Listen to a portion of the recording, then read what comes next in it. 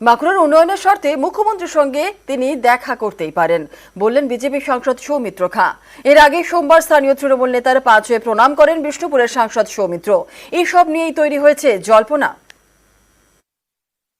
পশ্চিমবাংলার মুখ্যমন্ত্রী নরেন্দ্র মোদীর সঙ্গে দেখা করেন আমার বাঁকুড়া জেলার উন্নতি, বিষ্ণুপুর লোকসভার উন্নতির জন্য আমি পশ্চিমবাংলার মুখ্যমন্ত্রীর সঙ্গে দেখা করতে পারি। সৌমিত্র খাঁ বিষ্ণুপুর লোকসভা কেন্দ্রে 3 বারের সাংসদ। কিছুদিন আগে অভিষেক বন্দ্যোপাধ্যায়ের প্রশংসা করেন এই বিজেপি সাংসদ। এবার মুখ্যমন্ত্রীর সঙ্গে দেখা করার বার্তা সৌমিত্র খাঁয়ের। বিষ্ণুপুর লোকসভা ডেভেলপমেন্ট, বাঁকুড়া জেলা ডেভেলপমেন্ট করার জন্য পশ্চিমবঙ্গের মুখ্যমন্ত্রী যদি চিঠি দিতে হয়, যদি উনি বাঁকুড়ায় আসেন, আমাদেরকে আমন্ত্রণ করেন, আমার বাঁকুড়া জেলার উন্নতির জন্য, বিষ্ণুপুর লোকসভার উন্নতির জন্য আমি দেখা করতে রাজি আছি। এটা কোনো অন্যায় নেই, কিন্তু এই সৌজন্যে থাকবে এলাকার উন্নতির জন্য। কেন্দ্রীয় নেতৃত্ব বারবার করে এত সুযোগ দেওয়া সত্ত্বেও আমরা অ্যাচিভ করতে পারছি না, সেটা আমাদের ব্যর্থতা। সেই ব্যর্থতাটা স্বীকার করতে হয়। 100 দিনের টাকা না দিলে, প্রধানমন্ত্রী আবাস যোজনার কাজ না হলে শুধু হয়ে যাবে, এটা হয় না। মানুষকে আমাদের অন্যভাবে ভাবতে হবে। তার জন্য বললাম, রাজ্য নেতৃত্ব রাগও নেই, ভালোবাসাও নেই, কারণ দুজনের উপরে কিন্তু রাগ করা যায় না। বাচ্চা অবস্থায় যারা থাকে বাচ্চাদের উপরে রাগ করা যায় না, আর বৃদ্ধ থাকলে বৃদ্ধের উপরে রাগ করা যায় না। 2011-এ কংগ্রেসের টিকিটে কতুলপুরের বিধায়ক হন সৌমিত্র খাঁ। 2013-এ যোগ দেন তৃণমূলে। 2014-এ তৃণমূলের টিকিটে বিষ্ণুপুরের সাংসদ হন। 2019-এ লোকসভা ভোটের মুখে বিজেপিতে নাম লেখান সৌমিত্র। 19-এ জেতেন, 24-এও জিতেছেন। এবার জেতার পরেই বিজেপি রাজ্য নেতৃত্বের বিরুদ্ধে ক্ষোভ প্রকাশ করেন সৌমিত্র খাঁ। সবসময় তৃণমূল কংগ্রেসকে গালি দিলেই যে আমরা এগিয়ে যাবো তা নয়, আমাদের স্ট্র্যাটেজিটা ভাবতে হবে। পশ্চিমবঙ্গের স্টাইলটা আমাদের চেঞ্জ করতে হবে। শুধুমাত্র গালি দিলে রাজনীতি হবে না। এরপর সোমবার রাস্তায় তৃণমূল নেতাকে দেখে এগিয়ে যান বিজেপি সাংসদ, পা ছুঁয়ে প্রণাম করেন।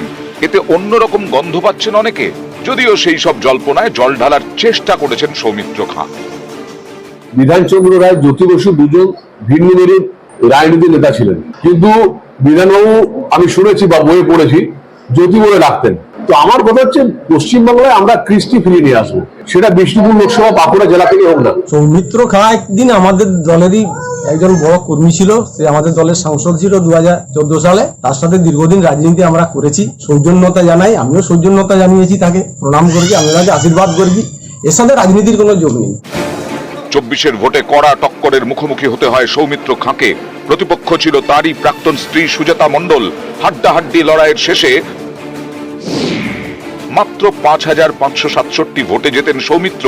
2019-এ যে ব্যবধান ছিল 78,047, অর্থাৎ এবার খাদের কিনারায় গিয়ে জয়। তাই কি ভোটের ফল বেরোনোর পর থেকে অন্যরকম সৌমিত্রকে দেখা যাচ্ছে?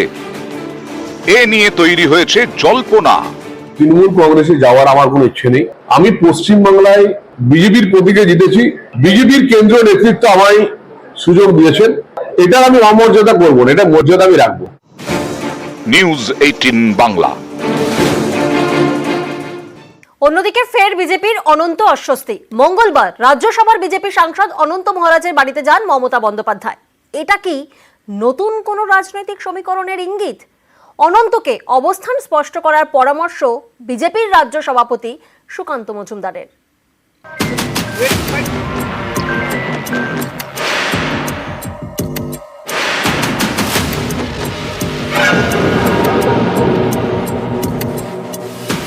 অনন্ত মহারাজ বিজেপির টিকিটে পশ্চিমবঙ্গ থেকে প্রথম রাজ্যসভার সাংসদ। মঙ্গলবার কোচবিহারে তার বাড়িতে যান মমতা বন্দ্যোপাধ্যায়।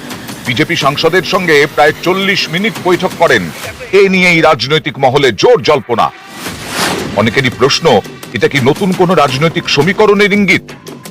কারোর সঙ্গে যোগাযোগ করিনি, ইনি সৌজন্যমূলক আমার সাথে দেখা করতে হবে। না, রাজনীতি কোনো আলোচনা নেই। আমি তো পশ্চিমবঙ্গে আছি, ল অ্যান্ড অর্ডার তো ওনার হাতে আছে।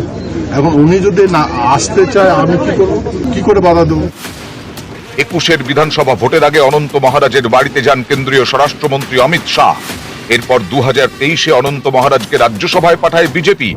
এরপর বছর ঘুরতে না ঘুরতেই বেসুরো হন অনন্ত। শাসক দল তাদের বক্তব্য যে বিজেপি যে প্রতিশ্রুতি দিয়েছিল রাজবংশীদের নিয়ে বিভিন্ন উন্নয়নের নিয়ে সেই সমস্ত প্রতিশ্রুতি তারা একটাও পূরণ করেনি। এটা তো সত্য কথা, এটা তো সত্য কথা। কেন করে না ওইটা তো আমি জানি না।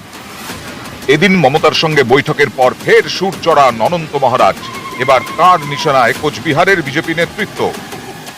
আমি বিজেপির এখন বিজেপি সংসদ হয়েছে, আজ পর্যন্ত আমাকে কুচবিহার বিজেপির অফিসটাই দেখায়নি। সেন্ট্রাল টিম আসলো, তারাও বলছে না, দামও ডাকছে না, আমাকে মানেই না ওরা। তাহলে কি সাংসদ পদ ছেড়ে দিবেন বিজেপির, যেখানে আপনার সম্মান নেই? এরা আমাকে কি সম্মান দেবে?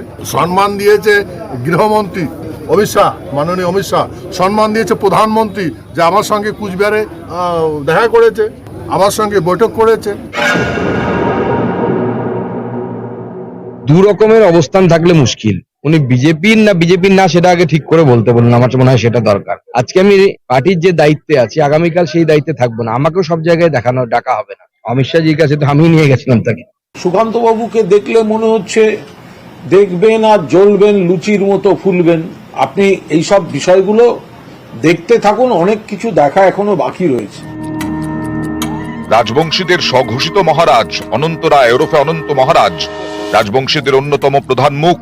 আর উত্তরবঙ্গের 5 লোকসভা কেন্দ্রে রাজবংশী ভোট বড় ফ্যাক্টর। কোচবিহারে রাজবংশী ভোট 62%, জলপাইগুড়িতে 50%, আলিপুরদুয়ারে 38%, রায়গঞ্জে 52%, বালুরঘাটে 48%। 2016 বিধানসভা ভোটে এই রাজবংশী ভোটের সিংহভাগ যায় তৃণমূলে।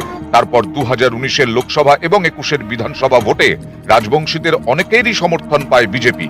এবার 24 লোকসভা ভোটের আগে সেই রাজবংশীদের স্বঘোষিত মহারাজ অনন্ত রায় ওরফে অনন্ত মহারাজ হয়ে যান বেসুরো। তার নিজের কেন্দ্র কোচবিহারে জিতেছে তৃণমূল, ছিনিয়ে নিয়েছে বিজেপির থেকে। সামনে এবার 26 বিধানসভা ভোট। তার আগে অনন্ত মহারাজের বাড়িতে তৃণমূল নেত্রী, যা বিশেষ তাৎপর্যপূর্ণ। তৃণমূলে যোগ দেওয়ার ব্যাপারে কোনো চিন্তা ভাবনা করছেন নাকি? আমার কি মতি মরে গেছে নাকি? এগুলো কথা আমি নট ইন্টারেস্টেড। এদিন কোচবিহারের মদনমোহন মন্দিরে পুজো দেন মমতা বন্দ্যোপাধ্যায়। তারপর যান অনন্ত মহারাজের বাড়ি। মমতা বন্দ্যোপাধ্যায়কে স্বাগত জানাতে রাস্তার দুপাশে হাজির ছিল নারায়ণী সেনা। নিউজ 18 বাংলা।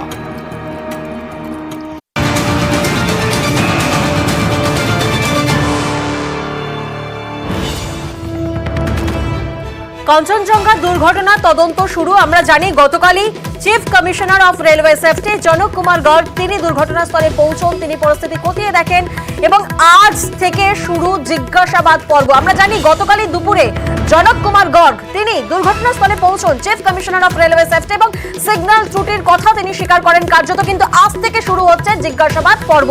প্রতিনিধি আবির এই মুহূর্তে আমাদের সঙ্গে রয়েছেন, সরাসরি আবিরের থেকে একবার জানবো। আবির, আজ থেকে যে জিজ্ঞাসাবাদ পর্ব শুরু হচ্ছে সেক্ষেত্রে মূলত কোন কোন বিষয় খতিয়ে দেখা হবে? দেখো, আজকে প্রধান এবং গুরুত্বপূর্ণ দুজন ব্যক্তির সাথে সিসিআর কথা বলবেন। তার কারণ হচ্ছে রাঙাপানি স্টেশন ছেড়ে বেরোনোর পরই যে প্রথম সিগন্যাল পোস্ট পড়বে তার নাম্বার হচ্ছে 654 এবং রেলের যে 2 নথি পিএলসিটি অর্থাৎ পেপার লাইন ক্লিয়ারেন্স টিকিট যে ছিল সেখানে এই পোস্টের কথা উল্লেখ করা ছিল। এই 654 নম্বর সিগন্যাল পোস্ট বেরোনোর পরই একটি লেভেল ক্রসিং রয়েছে এবং সেই লেভেল ক্রসিং এর পর দেখতে পাওয়া যাবে হচ্ছে যে 652 এবং 650 এই দুটি সিগন্যাল পোস্ট এবং তারপরে ফের একটি লেভেল ক্রসিং। এই 652 এবং 650 যে সিগন্যাল পোস্ট রয়েছে সেখানেই দুর্ঘটনাটি ঘটেছে। ফলে এক্ষেত্রে দাঁড়িয়ে 654 এবং 652 মাঝে থাকা যে লেভেল ক্রসিং এবং 650 এবং 648 এর মধ্যে থাকা যে লেভেল ক্রসিং, এই লেভেল ক্রসিং এর যারা গেটম্যান ছিলেন তারা সেদিনকে কি রেখেছিলেন এবং কোন ট্রেনের চালককে তারা কি সেখানে আরো গতি কমাতে বলেছিলেন বা ট্রেন দাঁড় করিয়ে রেখেছিলেন, সেই বিষয়টা তারা জানার চেষ্টা করছেন। তাহলে বুঝতে পারা যাবে যে মালগাড়ি যে সময়ের ক্ষেত্রে সেটা এগিয়ে আসলো কি করে